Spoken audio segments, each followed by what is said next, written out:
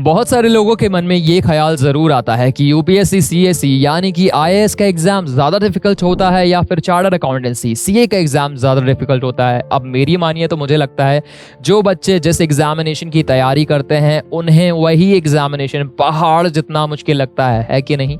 ये बात बिल्कुल सच है। लेकिन क्या हो जब जिन्होंने दोनों एग्जाम्स क्लियर किए हों? जी हाँ, आप अपने कानों पर विश्वास कर सकते हैं कि ऐसे लोग भी एग्जिस्ट करते होंगे जिन्होंने चार्टर्ड अकाउंटेंसी का भी एग्जाम क्लियर किया होगा और आईएएस का भी एग्जाम क्लियर किया होगा। कौन है ये लोग, कहां से आते हैं, क्या करते हैं? जानना चाहते हैं तो इस वीडियो को एंड तक देखिए, क्योंकि हम बात करने वाले हैं 5 ऐसे लोगों के बारे में जिन्होंने दोनों एग्जाम्स क्लियर किया है। कौन है, कैसे हैं, सारी बातें जानते हैं आज इस वीडियो में।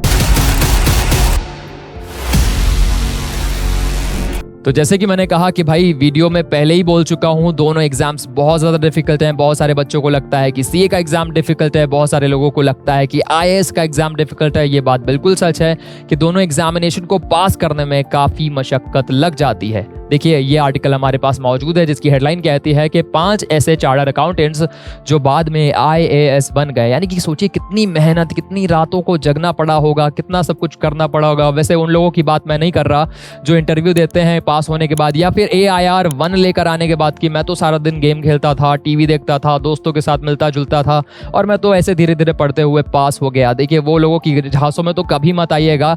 जो AIR वाले होते हैं वो आपको भ्रमित करने की कोशिश करते हैं ताकि आप उनकी बराबरी ना कर सकें, ऐसा मेरा मानना है। पर्सनली मुझे ऐसा लगता है कि AIR वाले कई बार आपको बेवकूफ़ बनाते हैं, है कि नहीं? अब हम बात करने वाले हैं इन लोगों की जिन्होंने दोनों एग्जाम्स क्लियर किए हैं। जानने की कोशिश करते हैं कि कौन है ये लोग। तो पहला नाम है रुचिका कटियाल का। बहुत ही इंटरेस्टिंग नाम है ये। 2013 की आईएएस बैच की ऑफिसर हैं।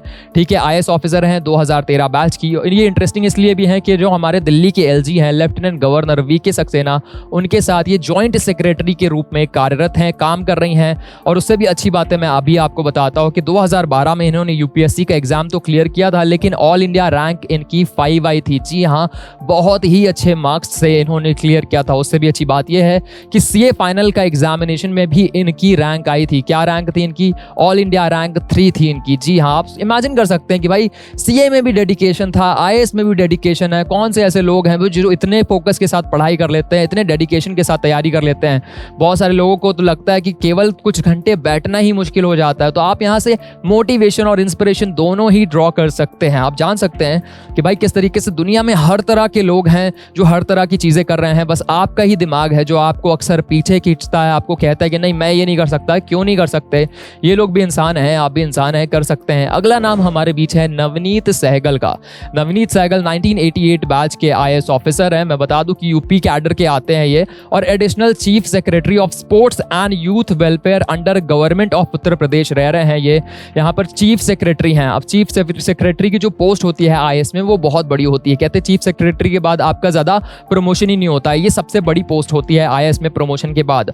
और बताया जा रहा है कि इसके पहले भी ये अलग अलग इंपॉर्टेंट पोजीशंस में रह चुके हैं। कौन कौन सी पोजीशन? जैसे कि principal secretary of information and tourism में भी रह चुके हैं, CEO of Uttar Pradesh expressways industrial development authority में भी रह चुके हैं। तो आप देख सकते हैं कि एक आईएएस के ऊपर कितनी सारी जिम्मेदारियां आती है। और कमाल की बात है कि ये पहले चार्टर्ड अकाउंटेंट थे। तो ये कमाल की बातें हैं कि भाई बहुत सारे ऐसे लोग हैं जो चार्टर्ड अकाउंटेंट बनने के बाद भी शांति से नहीं बैठते। उन्हें लगता है कि नहीं मुझे कुछ और भी करना है, साथ में कुछ और भी करते रहना है। तो यहाँ पर उन्होंने वो किया जो बहुत सारे लोग नहीं सोचते हैं और कर देते हैं ये। ठीक है, अब देखते हैं कि अगले नाम पर हमारा कौन सामने आता है।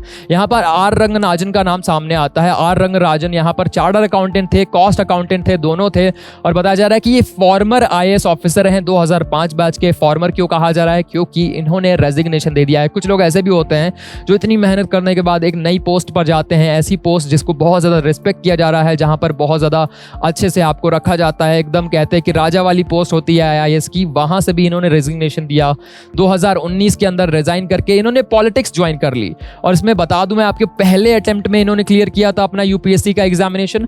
2004 में ऑल इंडिया रैंक 45 आई थी। आप इमेजिन कर सकते हैं कि भाई इतनी मेहनत मशक्कत करने के बाद भी लोगों के अंदर इतने गट्स होते हैं। अगर मैं आपसे कहूं कि आप सीए बन जाए या फिर आईएएस बन जाए, फिर बाद में आप क्या चाहेंगे कि मैं अपनी पोस्ट से रिजाइन कर दूं? शायद आपके भी कदम डगमगा जाएंगे, आपके भी गट्स में नहीं आएगा कि यार मैं ऐसा क्या कर दूंगा, मैं ऐसा थोड़ी ना करूंगा, इतनी मेहनत से मुझे ये पोस्ट मिली है। लेकिन कुछ ऐसे लोग भी होते हैं जो भाई पोस्ट भी पाते हैं और फिर लाइफ में आगे चलकर भी रिस्क लेते रहते हैं। तो यहाँ पर एक रिस्क टेकिंग पर्सनालिटी हमें देखने को मिलती है। इन्होंने लोकसभा का इलेक्शन कॉन्स्टिट्यूएंसी कौन थी? साउथ कॉन्स्टिट्यूएंसी थी इनकी, चेन्नई की मक्कल निधि मियम नाम की एक जगह थी, वहां से इन्होंने लड़ा था। और मैं आपको बता दूं कि इस वक्त ये associate director of officers IAS academy in Chennai है, यानी कि एक अच्छी पोस्ट में है, एक इंस्टीट्यूशन में है जो बच्चों की पढ़ाई करवाता है उनको आईएएस बनने के लिए। अब हम देखते हैं कि आगे और किनके नाम सामने आते हैं। आई होप आप इन लोगों से इंस्पिरेशन ड्रॉ करते जा रहे हो, क्योंकि भाई हम लोग बहुत बार सोचते हैं कि ऐसे लोग थोड़ी होते हैं या फिर ऐसा तो कोई थोड़ी ना कर सकता है। यहाँ पर ये जो आपकी भ्रांतियां हैं, आपके जो मिथ हैं, उनको तोड़ने का भी काम करते हैं ये लोग, एक तरीके से उदाहरण पेश करते हैं। अगला नाम है प्रवीण गर्ग का, चार्टर्ड अकाउंटेंट रहे हैं और अब ये रिटायर्ड आईएएस ऑफिसर हैं 1998 बैच के। आप देख सकते हैं यहाँ पर बताया गया है कि ये बीकॉम कर रहे थे अकाउंटिंग एंड फाइनेंस से दिल्ली यूनिवर्सिटी से। उसके बाद इन्होंने सीए की जर्नी शुरू करी।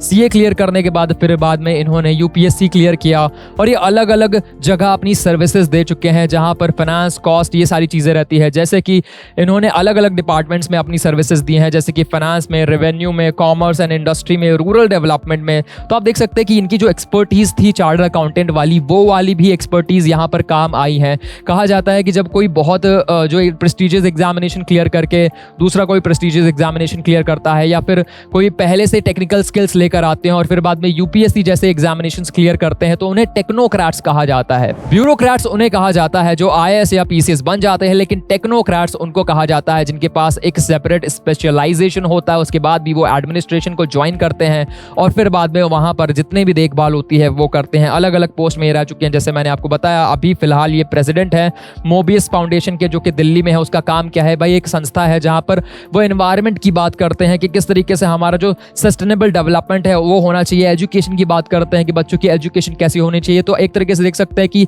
आईएएस बनने के बाद, चार्टर्ड अकाउंटेंट रहने के बाद अब ये सोशल वर्क में ज्यादा इन्वॉल्व हैं। और ऐसे लोगों का सोशल वर्क में आना ज्यादा जरूरी भी है, क्योंकि भाई जब ऐसे लोग समाज को सुधारने के लिए निकलते हैं तो ये बहुत बेहतरीन डेवलपमेंट्स करते हैं। क्या लगता है आपको? बता सकते हैं कमेंट में। अगले नाम की तरफ बढ़ते हैं। तो अगले जो हमारे पास नाम आ रहा है वो है संजय अग्रवाल का। संजय अग्रवाल भी 2002 बैच के आईएएस ऑफिसर हैं, बिहार कैडर से आते हैं। बताया जा रहा है कि करंटली ये सेक्रेटरी ऑफ बिहार गवर्नमेंट में है, डिपार्टमेंट ऑफ एग्रीकल्चर में है, ट्रांसपोर्ट में है, यानी कि ट्रांसपोर्ट और एग्रीकल्चर का जो डिपार्टमेंट है वो ये देख रहे हैं बिहार के अंदर। और मैं आपको बता दूं ये काफ़ी जाने माने हैं। बताया गया कि भाई अलग अलग जगह ये डिस्ट्रिक्ट मजिस्ट्रेट भी रह चुके हैं, जिसको हम डीएम भी कहते हैं। डीएम के अंदर पूरा एक जिला आता है। पटना के रह चुके हैं, नालंदा के रह चुके हैं और गया के रह चुके हैं।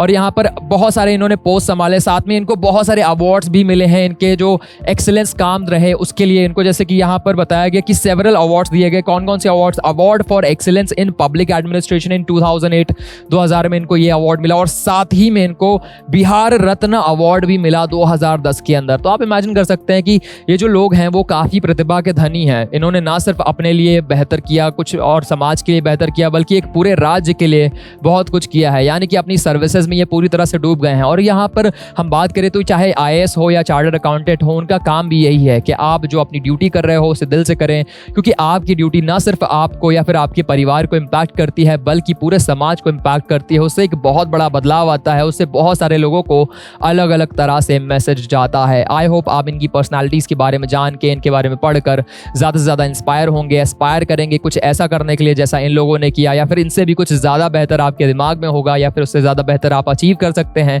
इसी आशा के साथ all the very best. I hope video पसंद आया होगा। वीडियो पसंद आया तो इसे लाइक कर सकते हैं, ज़्यादा से ज़्यादा लोगों तक शेयर कर सकते हैं।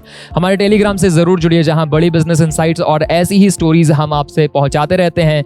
मिलेंगे अगले वीडियो में, तब तक के लिए शुक्रिया, गुड बाय, टाटा, जय श्री श्याम।